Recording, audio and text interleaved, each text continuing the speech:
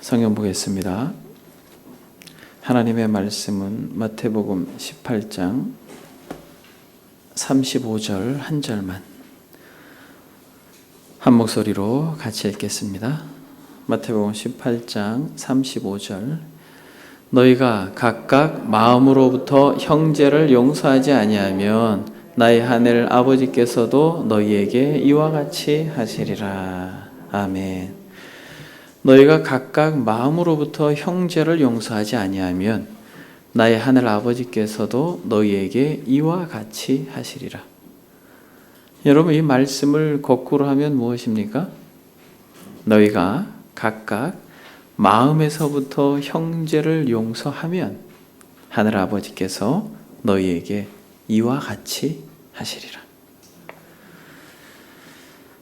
사랑하는 여러분, 지난 시간에 우리는 예수 그리스도의 기도에 대하여 잠시 말씀을 나누었습니다.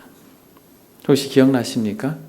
우리 주님께서 하신 기도의 특징 3가지를 여러분들에게 말씀을 드렸는데, 첫 번째는 우리 주님께서 기도하실 때에 가장 중요시 여겼던 것은 하나님 아버지와의 사귐이다, 교제다라는 것이에요.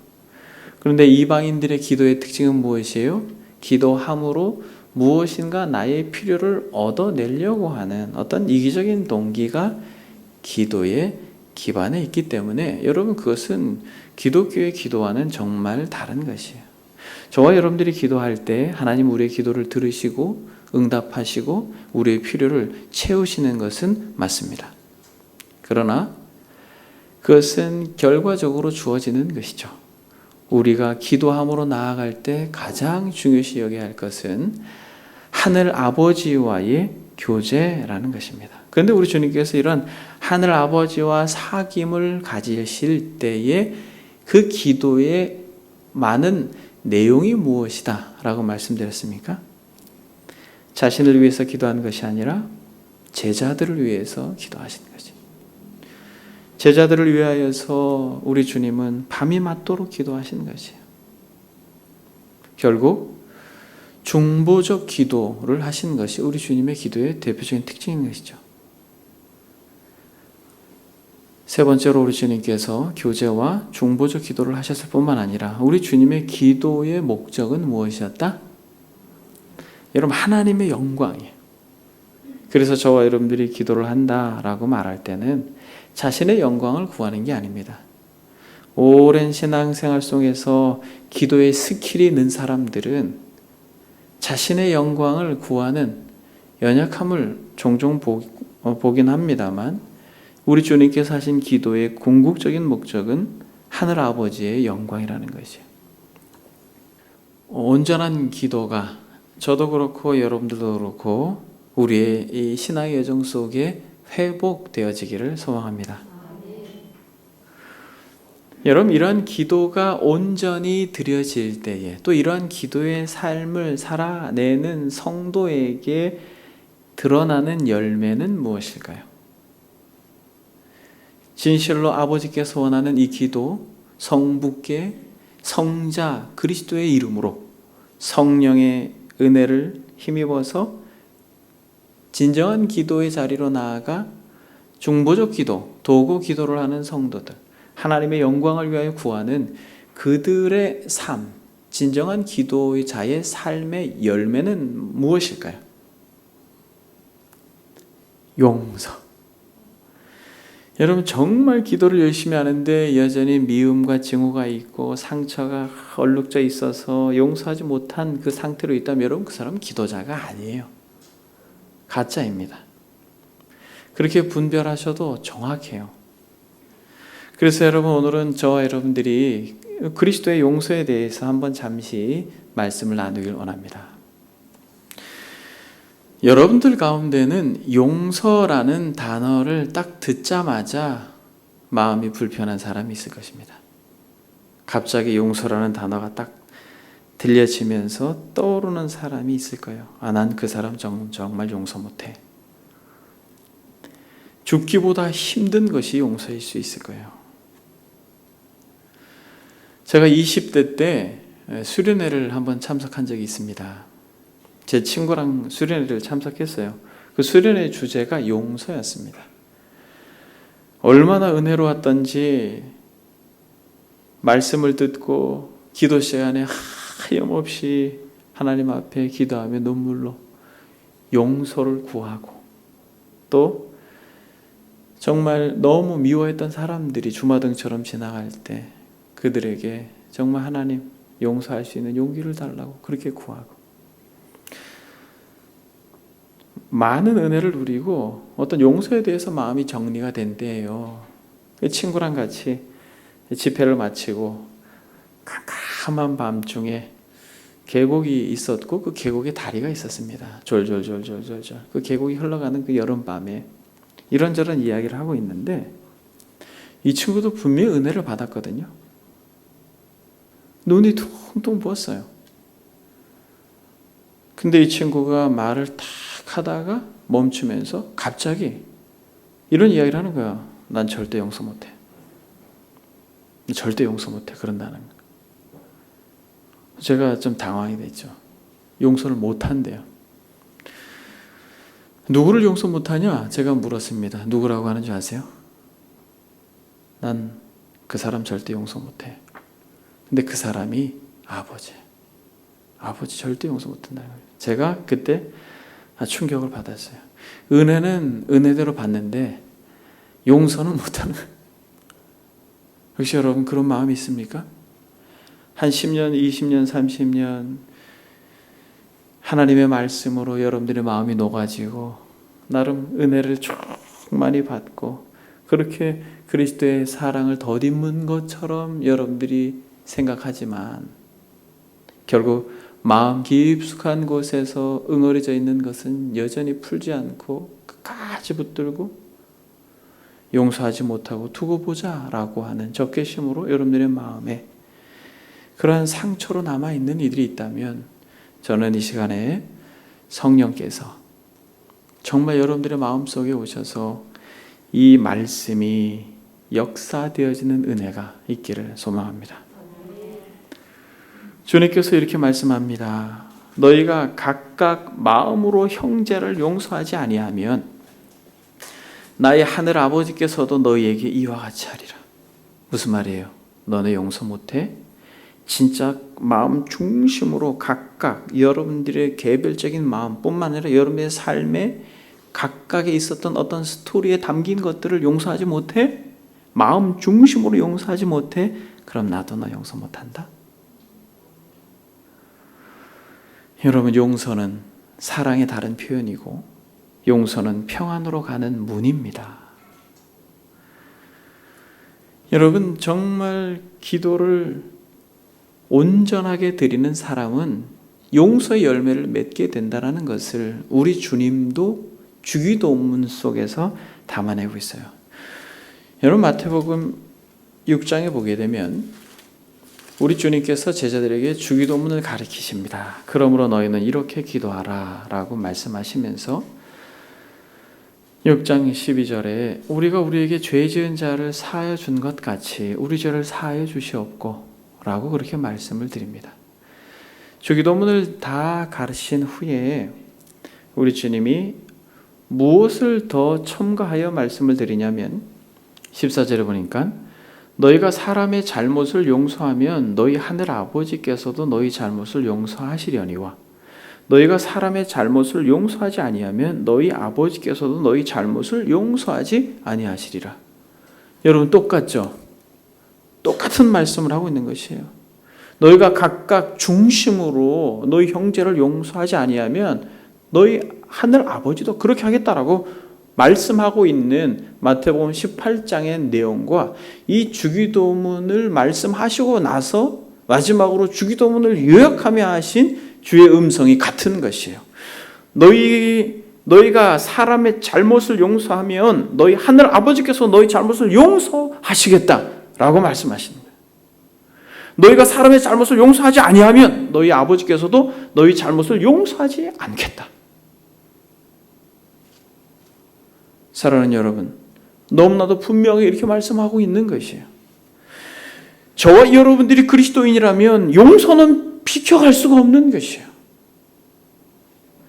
저와 여러분들이 진실로 하늘아버지께 기도하며 은혜를 구하는 자들이라면 용서의 열매를 맺는 것은 너무나도 자연스러운 것입니다. 사도 바울이 에베소서에서 뭐라고 말하냐면 서로 친절하게 하며 불쌍히 여기며 서로 용서하기를 하나님이 그리스도 안에서 너희를 용서하심과 같이 하라. 사랑하는 여러분, 바울이 정확하게 뭐라고 말하냐면 서로 친절하게 하며 불쌍히 여기며 서로 용서하기를 하나님이 그리스도 안에서 너희를 용서하심과 같이 하라. 만약 저와 여러분들이 그리스도 안에서 하나님의 사랑을 입은 자라면 우리에게 있어서 용서는 불가피한 것이에요. 여러분, 그건 선택이 아니라 반드시 우리의 이 신앙의 여정 속에 열매 맺어져야 되는 것입니다. 여러분, 용서하는 게 어렵죠. 쉽지가 않습니다. 적어도 여러분들의 인생의 여정 속에서 여러분들을 하여금 밤새도록 눈물 짓게 한 그 사람, 그 행동, 그 말, 그것이 무엇이라 할지라도 여러분 그것은 쉽게 잊혀지거나 그렇게 용서할 수 없는 것이에요. 그런데 여러분, 우리 주님께서 정확하게 말씀합니다. 서로 용서하기를 하나님이 그리스도 안에서 너희를 용서하심 같이 하라. 여러분, 왜 성경에서 용서를 이토록 중요하게 강조하고 있습니까? 왜 그렇습니까?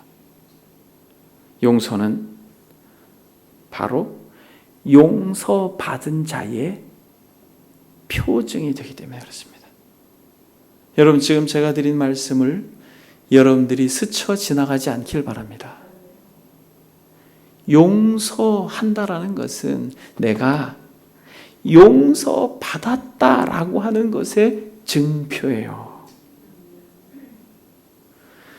여러분, 주보를 한번 보겠습니다. 토마스 왓슨이라고 하는 청교도 목사님은 이렇게 말합니다. 우리는 우리 죄가 용서받았는지의 여부를 확인하기 위하여 천국에 올라가 볼 필요가 없습니다. 우리의 마음을 감찰하고 우리가 다른 사람의 죄를 용서할 수 있는지를 보십시오. 만약 우리가 그렇게 할 수 있다면 우리는 하나님이 우리 죄를 용서하셨다는 사실만큼은 의심할 여지가 없는 것입니다. 존 오웬이라고 하는 목사님도 이렇게 말합니다. 우리가 다른 사람을 용서하는 것으로 우리 자신을 용서하는 결과를 얻지 못할 것입니다. 무슨 말이에요? 우리가 다른 사람을 용서한다고 해서 하늘 아버지께서 우리를 용서하시는 것은 아니라는 것이에요. 그러나 우리가 다른 사람의 죄를 용서하지 않는 것은 우리 자신도 용서받지 못했다는 사실을 입증하는 것입니다. 여러분, 이 존 오웬이라고 하는 목사님이 하고 있는 이 말씀이 이해되십니까?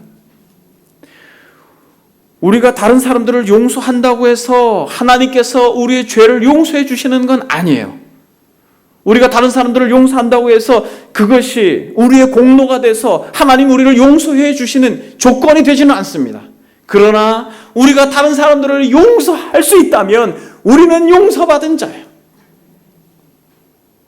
여러분들이 하나님이 그리스도 안에서 너희를 용서하심과 같이 하라라고 하는 이 말씀이 진실로 저와 여러분들에게 생명의 말씀이 된다면, 저와 여러분들이 진실로 예수 그리스도로 말미암아 진실로 우리가 10,000달란트와 같이 도무지 상상할 수 없는 빚을, 그 죄의 빚을 탕감받은 자라고 하는 것을 여러분들이 믿는다면 우리는 100데나리온 빚진 자를 용서할 수 있는 자입니다. 그럴 수 있는 힘이 있는 자예요. 그래서 용서하라고 말하는 것이에요. 용서할 수 있는 힘이 있다는 것입니다. 아무나 용서할 수 있는 게 아니에요. 우리만 할 수 있습니다. 여러분, 저와 여러분들이 읽은 본문은 아주 유명한 본문입니다.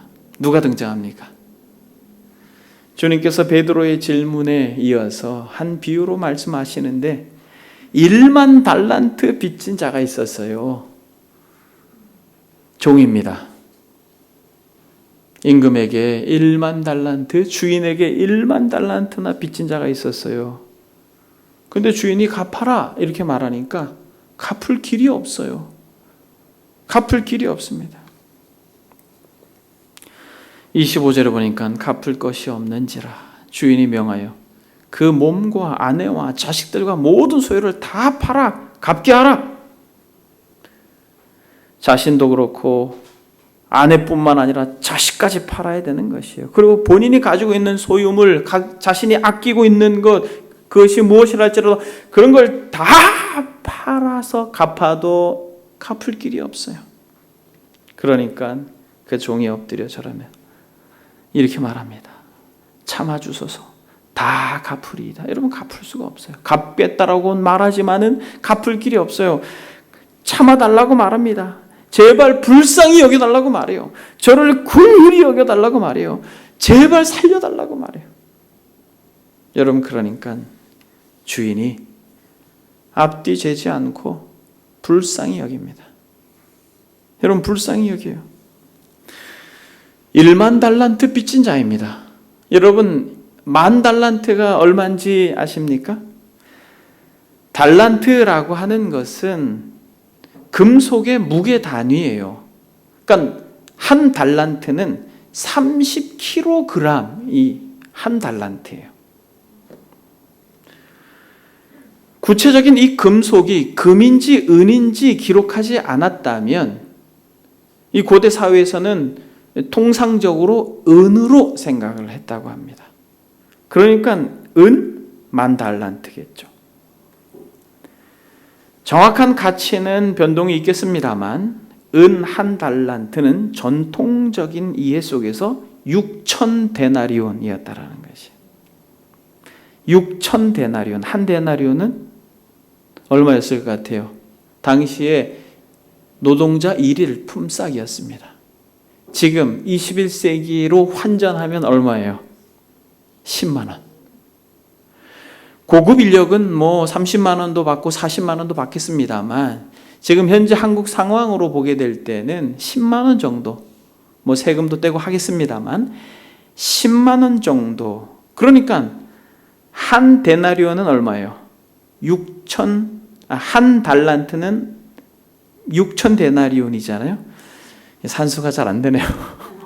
얼마입니까, 여러분? 한 달란트가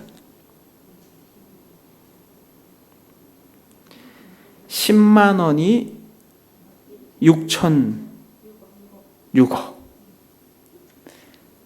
6억이 제가 이 계산이 잘 안 됩니다. 어마어마한 돈이죠. 여러분, 이것은 갚을 수가 없는 거예요. 10,000달란트는 은 300톤이라는 것이에요. 만이라고 하는 숫자는 헬라어에서 가장 큰 단위이고 달란트라고 하는 이 개념 역시도 헬라적 개념에서 가장 큰 금액이에요. 그러니까 가장 큰 액수와 가장 큰 단위, 이게 10,000달란트입니다.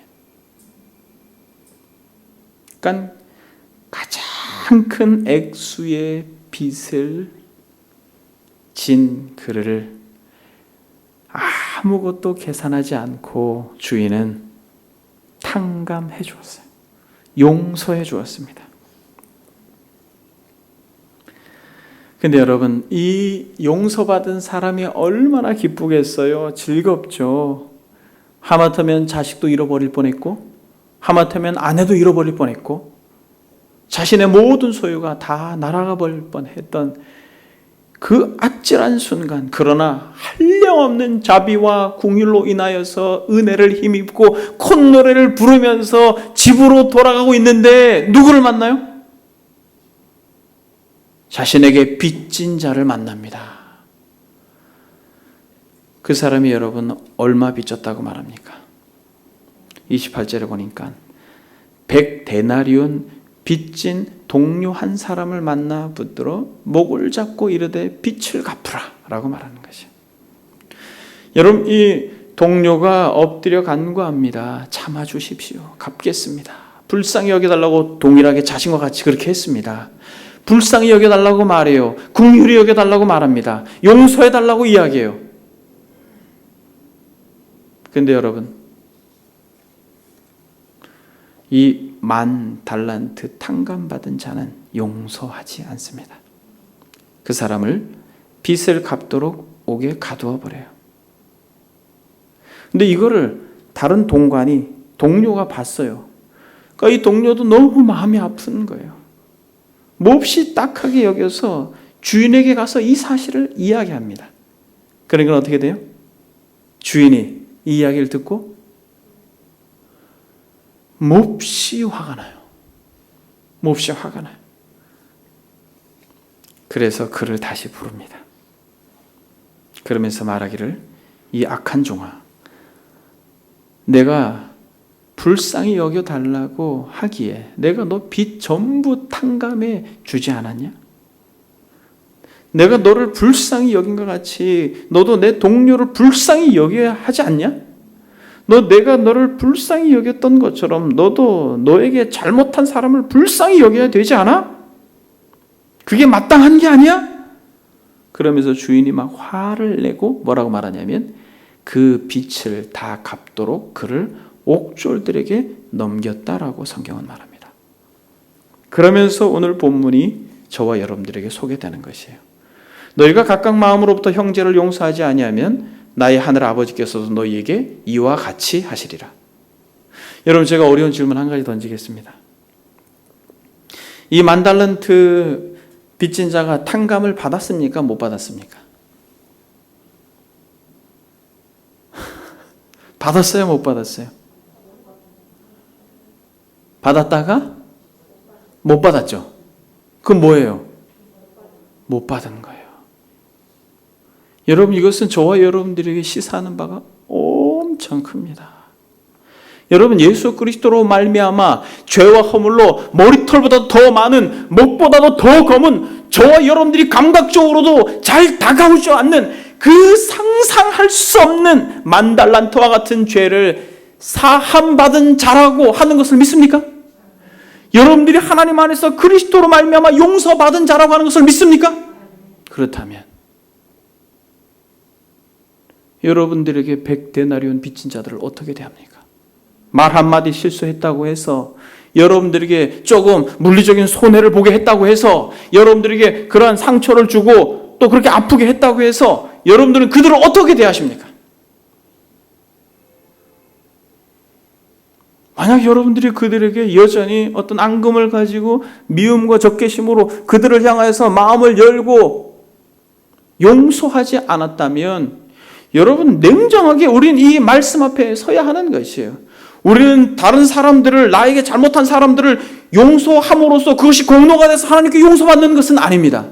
그러나 저와 여러분들이 하늘 아버지를 진정 우리의 아버지라고 고백하며 그분께 나아가 기도하고 은혜를 받은 자라면, 여러분, 우리는 용서하지 않을 수가 없는 거예요. 용서하지 않을 수가 없는 것입니다. 여러분들은 여러분들의 주변에, 여러분들이 지금까지 살아오면서 삶의 과정 속에서 여러분들을 힘들게 했던 여러분들의 부모님이라든지, 아니면 여러분들의 직장 동료라든지, 아니면 가까이에 있는 교우라든지, 아니면 남편이든 아내든 자녀든, 여러분들의 삶의 여정 가운데 여러분들의 마음을 아프게 했던 그들을 향하여서 어떠한 마음과 태도로 있습니까? 10,000달란트 탕감받은 자가 맞다면 저와 여러분들이, 우리는 용서할 수 있는 자들입니다. 너희가 각각 마음으로 형제를 용서하지 아니하면 나의 하늘 아버지께서 너희에게 이와 같이 하시리라. 여러분, 제가 이 본문을 곰곰이 묵상하고 또 읽으면서 왜 이 10,000달란트 탕감받은 자가 왜 자신에게 잘못한 100데나리온 빚진 그 사람을 용서하지 못했을까라고 생각을 해보았습니다. 여러분, 왜 못했을 것 같아요? 이기적이에요. 얼마나 자기밖에 모르는지 몰라요. 여러분, 본문에서 이 마태가 거듭 강조하고 있는 것은 무엇입니까? 긍휼이에요. 긍휼, 불쌍히 여기는 마음과 태도입니다. 만달란트 탕감받은 이 종은 긍휼이 없어요. 마음속에 긍휼이 없습니다. 27절에 보니까 빚을 갚으라고 할 때 엎드려 절하면서 내게 참으소서 다 갚으리이다 라고 하는 그 만달란트 빚진 자가 엎드려 흐느껴 울면서 절규하고 불쌍히 여겨달라고 하는 모습을 보고 있는 이 임금이, 이 주인이 마음속에 무엇이 물밀듯 밀려왔습니까? 불쌍한 거예요. 불쌍하다. 불쌍하다. 그래서 성경은 정확하게 그 종의 주인이 불쌍히 여겨 놓아 보내며 어떤 계산을 하지 않습니다. 그것으로 인해서 자신이 어떤 데미지를 입었는지에 대하여 생각하지 않고 그 가련한 인생을 바라보며 불쌍한 마음이 생기는 것이에요. 여러분, 혹시 남편으로 인하여서 여러분들의 마음속에 응어리져 있는 어떤 부분이 있다면 사랑하는 여러분, 한번 그 시간으로 되돌아가 보십시오. 그렇게밖에 할 수 없었던 그 남편의 영적인 상태와 그 내면의 상태와 그 가련하고 불쌍한 그 상태를 한번 여러분들이 떠올려 보십시오. 그렇다면 내가 받은 상처에 머물러 있지 않고 그럴 수 있지라고 하는 용납이 되어지고, 용납이 되고 나서는 용서가 되어지고, 용서가 되고 나서는 오히려 사랑의 마음이 싹트게 되는 거죠. 왜 그렇게 행동할 수밖에 없었을까? 여러분, 불쌍히 여기는 마음이 생기게 되는 거예요. 근데 여러분 보세요. 100데나리온 빚진 자를 만났을 때 그가 여전히 동일하게 빌고 엎드려 간구하여 참아주소서, 갚겠습니다, 불쌍히 여겨주십시오 라고 말했지만 이 만달란트 탕감 받았던 이 종은 용서하지 않습니다. 그 이유는 불쌍히 여기는 그 마음을 가지지 않았다는 것이에요. 33절에 보니까 내가 너를 불쌍히 여김과 같이 너도 내 동료를 불쌍히 여김이 마땅하지 아니하냐? 라고 말하는 거예요. 불쌍히 여기는 마음이 없었다는 것이에요. 여러분, 우리 주님께서 뭐라고 말합니까? 복을 명하실 때에 긍휼히 여기는 자는 복이 있나니 그들이 긍휼히 여김을 받을 것이며 라고 말하였습니다. 그러면서 우리 주님께서 여전히 이렇게 말씀하십니다. 마태복음에 너희는 가서 내가 긍휼을 원하고 제사를 원하지 아니하노라 하신 뜻이 무엇인지 배우라라고 말씀하고 있는 것이에요. 여러분, 저와 여러분들에게 지금 이 시간에도 우리 주님께서 원하시는 아주 우리의 마음속에 중요한 한 가지 성품은 무엇이에요? 긍휼이라는. 여러분, 남편을 대할 때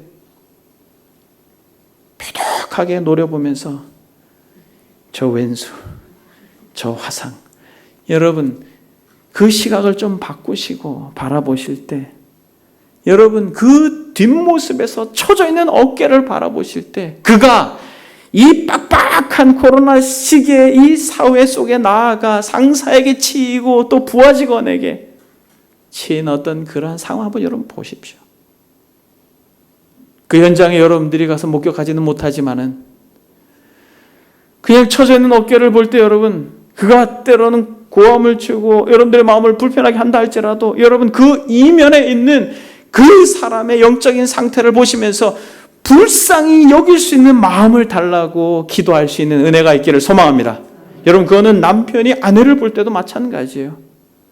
10년, 20년, 30년 묵묵하게 정말 이렇게 철없는 이 인생과 같이 살아준 그 아내를 보면서 참 불쌍하다. 여러분, 이 긍휼한 마음이 생기면 여러분 용서 못할 게 뭐가 있어요? 여러분, 그런 안목을 달라고 하십시오. 여러분들의 부모님을 대할 때도, 여러분들의 동료들을 대할 때도, 특별히 여러분 교우들을 대할 때 한번 보십시오. 그저 자기중심적으로 이기심에 가득 차서 또 자존심에 짓눌려서 말 한마디에 발을 하면서 표독하게 굴었던 것을 여러분 우리는 회개해야 되는 것이에요. 좀 마음을 열고 가슴을 펴서 그 사람을 대할 때 저렇게밖에 할 수 없는 그러한 지난 날들의 배경들을 좀 이해하려고 하고, 저렇게밖에 반응할 수 없는 어떤 왜곡된 인격을 여러분들이 품어주려고 하고, 불쌍하다. 저 사람이 저렇게 말하고 저 사람이 저렇게 행동할 수밖에 없는 그 배경을 한번 들어봐야지. 여러분 들으면 이해가 되거든요. 그랬구나. 그렇게 참 어렵게 살았구나. 용납이 되면 용서가 돼요. 그래서 여러분, 저는 성도님들 한 분 한 분 좀 지난 날들의 과거를 듣는 것이 참 유익해요, 저에게. 그 사람을 이해할 수 있거든요. 근데 여러분들이 경험한 것으로 마음 문을 닫고 거리를 두는 여러분 그런 어리석음에서 건져달라고 기도하셔야 됩니다.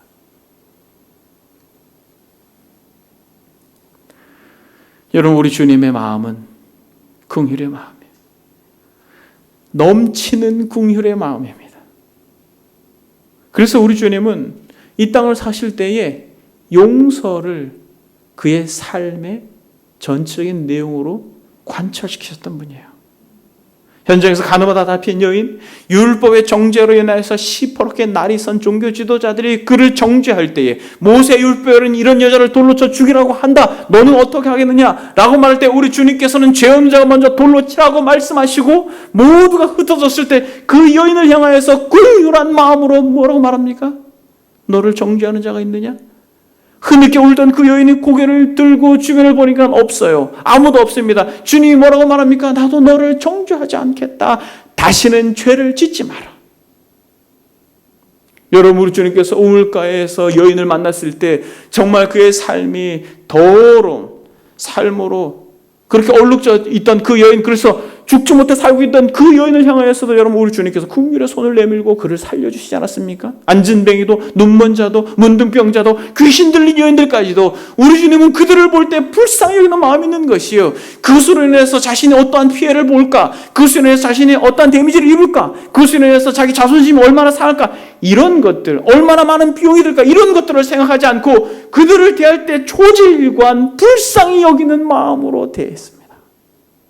우리 주님이 불쌍한 마음. 자신을 저주하고 배신하였던 베드로를 향하여서도 불쌍히 여기셨죠. 여러분, 채찍질을 하면서 주님의 살점을 뜯어낸 이 로마 병사들을 향하여서도 우리 주님은 불쌍히 여기셨어요. 침을 뱉으면서 모욕하고 얼마 전까지만 해도 호산나 호산나 다윗의 자손이여라고 말하며 자신의 겉옷까지도 벗어주며 길을 깔았던, 그러나 침을 뱉으며 모욕하고 저주로 일관했던 이스라엘 백성들을 향해서 우리 주님께서 뭐라고 말합니까? 이에 예수께서 이르시되 아버지 저들을 사하여 주옵소서. 자기들이 하는 것을 알지 못함이니이다. 자기들이 하는 것을 알지 못하는 거예요. 우리 주님은 이해가 되는 것이요. 그 죄인들의 아우성을 우리 주님은 이해하고 있는 것입니다. 여러분, 저와 여러분들이 주님을 닮기를 원합니다. 여러분, 그것은 용서로 귀결되어지는 것이에요.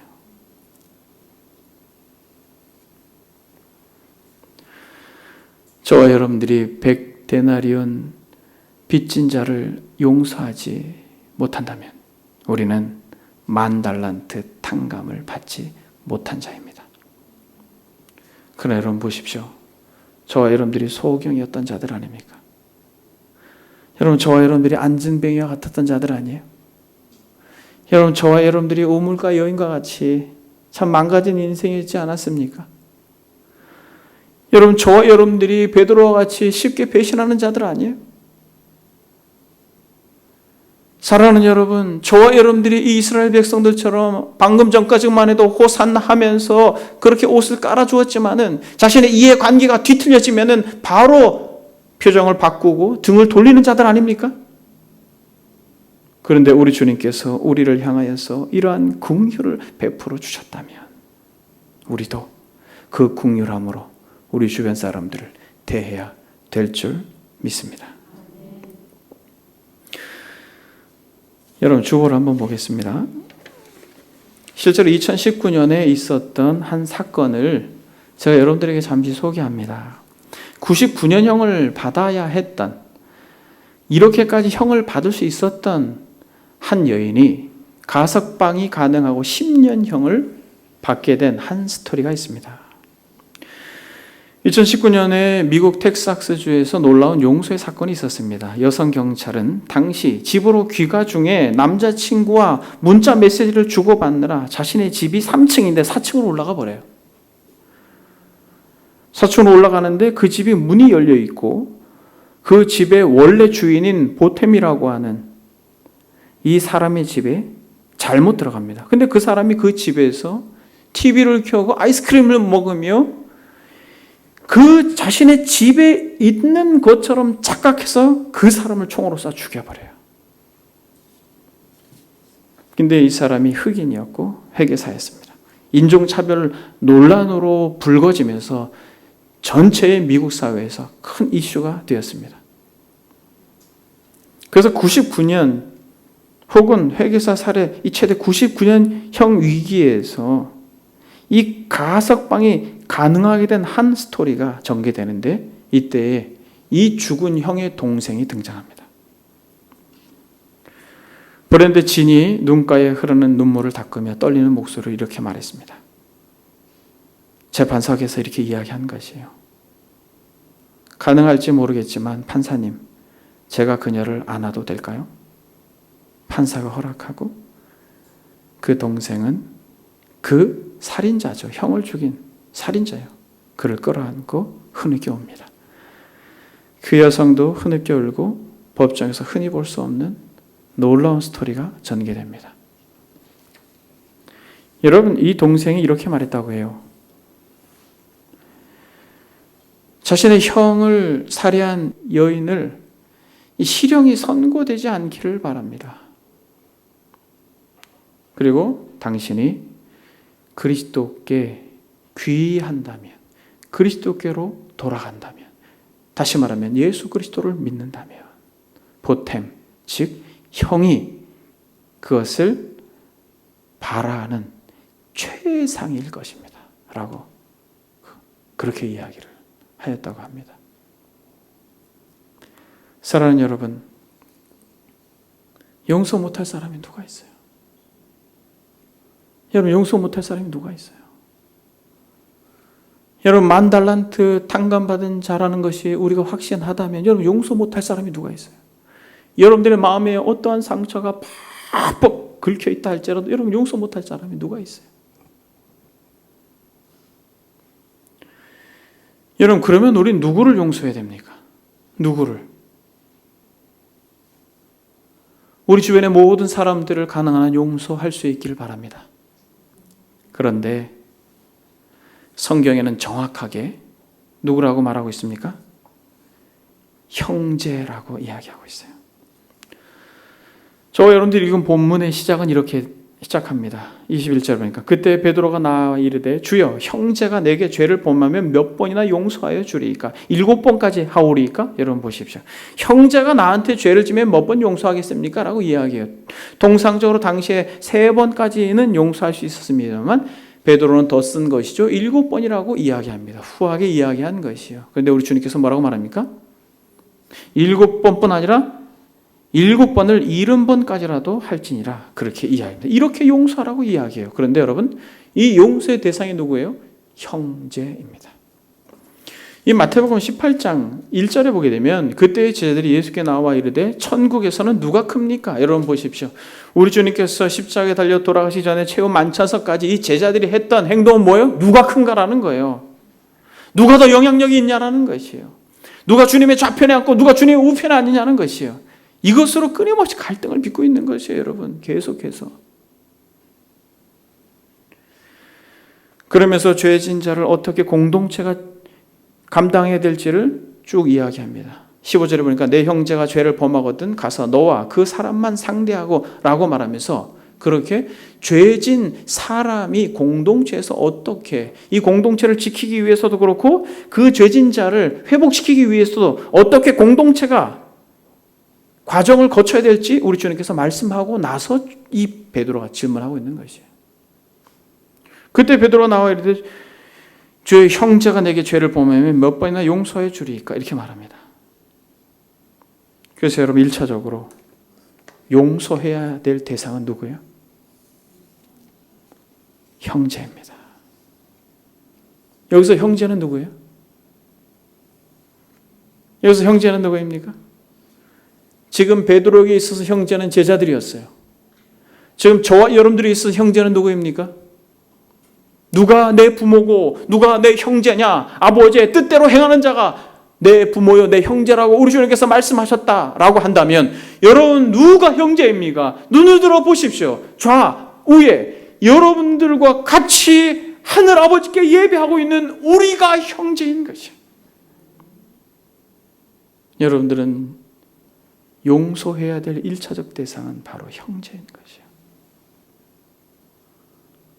여러분 고개를 한번 들어서 보십시오.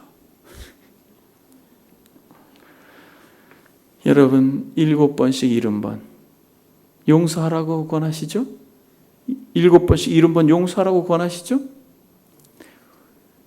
여러분 이건 뭘 의미합니까? 지금 여러분들이 고개를 들고 좌우를 살폈을 때 눈을 마주친 그를 향하여서 우리 주님께서 7번뿐만 아니라 70번씩 용서해서 지금 이 자리에 앉아있는 자들입니다. 여러분 그게 이해되세요? 우리 주님께서 지금 이 자리에 앉아있는 우리 사랑하는 지체들이 우리 주님께서 이렇게 수없이 많이 용서하고 또 용납하고 용서하고 용납하고 받아들여져서 품고 안아 지금 이 자리에 앉혀놓으셨다라는 것이에요. 그런데 우리가 무슨 권리로 우리가 무슨 권리로 그를 용서하지 않고 있는 것입니까? 여러분 그것은 교만의 극치예요. 머리 대신 그리스도께서 용서한 지체를 우리가 무슨 권리로 용서하지 않고 있는 것입니까? 여러분 그것은 머리 대신 그리스도께 연합될 가치가 없는 자인 것이에요. 여러분 한국 교회가 가지고 있는 연약함 중에 하나가 무엇입니까? 구원을 개인 구원으로만 생각해요. 나만 구원받으면 돼요. 나만 예수 믿고 나만 10,000달란트 탕감 받으면 됩니다. 동관을 향하여서는 마음껏 해도 된다고 생각해요. 여러분 성경은 그렇게 말하고 있잖아요. 성경은 정확하게 하나님을 향하여 10,000달란트를 탕감받았다면 동관을 향하여 100데나리온을 용서해야 된다라고 말하는 것이에요.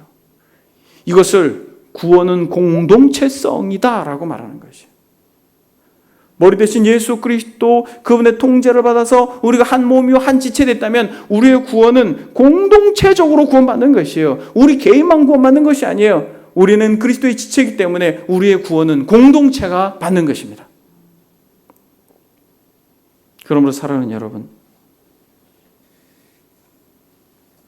저와 여러분들이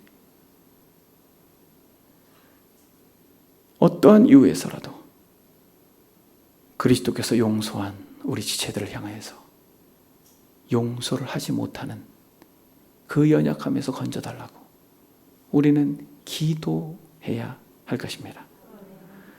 여러분 말씀 서두에 용서는 뭐라고 말씀드렸습니까? 용서는 평안으로 들어가는 문이에요. 여러분들의 마음이 평안하지 않다면, 여러분들의 어떤 이 신앙의 삶이 예전과 같지 않다면 여러분 돌아보십시오. 여러분들의 마음속에 용서하지 않는 막혀있는 무언가가 있지 않습니까? 여러분 성령께서 이 시간 여러분들에게 용서할 수 있는 능력과 은혜를 주실 수 있길 바랍니다. 바울이 에베소서에서 너희도 성령 안에서 하나님이 거하실 처소가 되기 위하여 그리스도 예수 안에서 함께 지어져 가느니라. 여러분 우린 개별적으로 구원받는 게 아니에요. 함께 구원받는 것입니다. 그래서 우리의 교제는, 성도의 교제는 천상의 교제예요. 내 마음에 맞는 사람들만 모여가지고 입을 맞추고 합을 맞춰가지고 편을 져서 상대방을 폄하하는 그것은 세상에서 하는 것이에요. 교회에서 하는 게 아니에요. 사랑하는 여러분, 우리의 구원은 개별적으로 받는 것이 아니라 공동체적으로 받는다라는 것을 절대로 잊지 마십시오.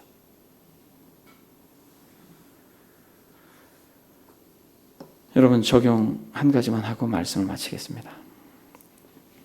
여러분, 뭘 적용할 수 있겠습니까? 용서하십시오. 여러분, 뜸들이지 마세요. 뜸들이지 마세요. 7번씩 70번이라도 용서하신 자들이에요. 우리 주님께서 저를 비롯해서. 혹시 제가 여러분들에게 잘못한 것이 있다면 용서해 주세요. 저도 우리 주님께서 7번씩 70번 용서한 사람입니다. 여러분들도 마찬가지예요. 용서하십시오. 그리고 단순히 용서하는 자뿐만 아니라 여러분들이 혹여나 지금 무엇인가 마음에 불편함이 있고 형제들을 향하여서 미안한 마음이 있다면 정말 각각 중심으로 용서를 구할 수 있길 바랍니다. 여러분들이 지은 죄를 그냥 쉽게 넘어가지 마십시오.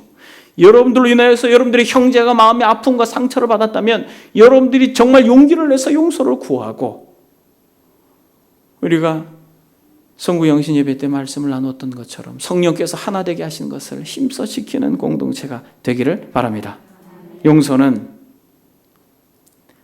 용서받는 자를 위해서가 아니라 용서하는 자신을 위하여서 우리 주님이 용서하라고 말합니다.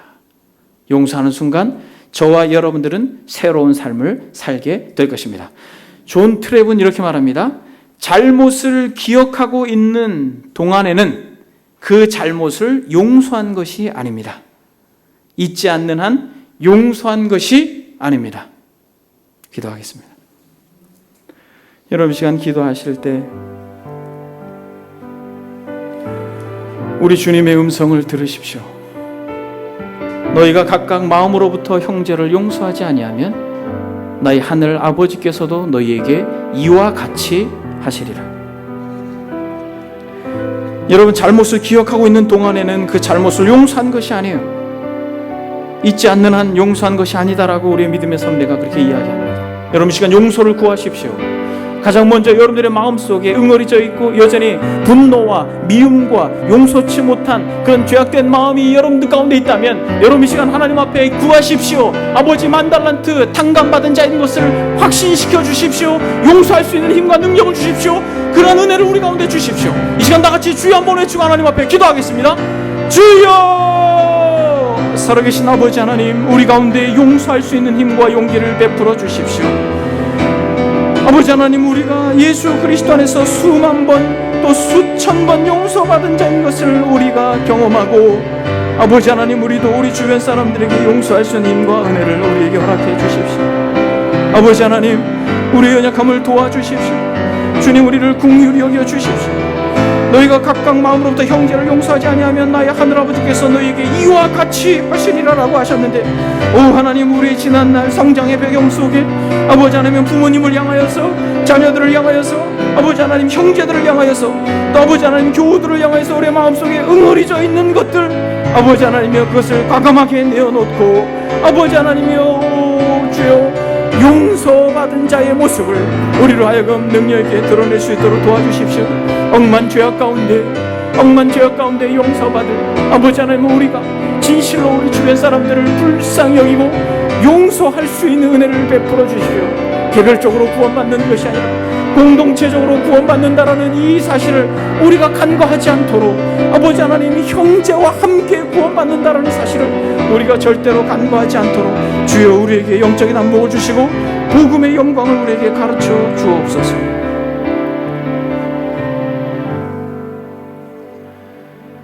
너희가 각각 마음으로부터 형제를 용서하지 아니하면 나의 하늘 아버지께서도 너희에게 이와 같이 하시리라.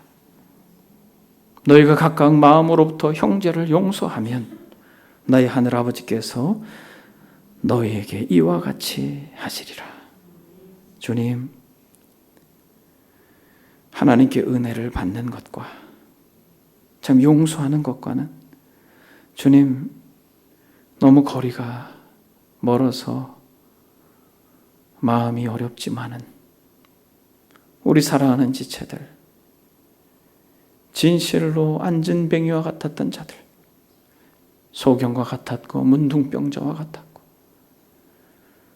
우물가 여인과 같이 삶이 많이 망가졌던 우리에게 찾아와 주셔서 먼저 손을 내밀고 사랑한다는 말씀하여 주셔서 우리로 사람답게 살 수 있도록 불러주신 그 은혜에 감사를 드립니다. 그러나 주님, 그 10,000달란트를 탕감받은 기쁨이 우리 안에 있지만 여전히 우리의 마음에 아주 약간의 상처를 입힌 이들을 향하여서도 과감하게 용서치 못하는 우리의 이 작은 마음을 주님이 불쌍히 여겨 주옵소서. 그러므로 주님, 우리 사랑하는 지체들에게 더 말할 수 없는 그 용서의 은혜를 경험케 해주셔서 우리로 하여금 용기를 내어서 손을 내밀고 마음 문을 열고 용납하고 용서하고 사랑할 수 있도록 그러한 은혜를 허락해 주옵소서.